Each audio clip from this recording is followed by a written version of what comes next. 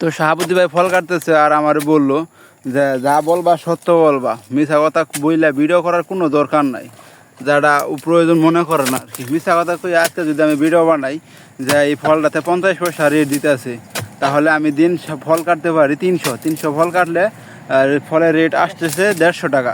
তো যদি প্রতিদিন আমার 150 টাকা হাজিরা আসে, মানে একদিন কাজের বেতন আসে 150 টাকা, তাহলে 30 দিন কাজ করি, তাহলে 10 দিনে আসতেছে 1500 টাকা, আর 10 দিনে আসতেছে 1500, তাহলে 20 দিনে কাজের বেতন আসে বললো 3000 টাকা, আর আরবো 1500, তাহলে 4500 টাকা।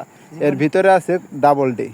তো ডাবল কাজ করলে ভরা তো বেতন ডাবল দেয়। তো যদি 4500 টাকা বেশি কি আসে আমার, ডাবল সহ 5000 রিঙ্গিত থাকবো। তো ছোটো বাগানে কাজ কইরা যদি কেউ বলে যে 5000 রিঙ্গিত বেতন পাইছি, তাহলে এটা অবিশ্বাস্য, এটা কেউ বলতে পারবো না। বলতে পারবো কে জানেন? যে ড্রাইভার।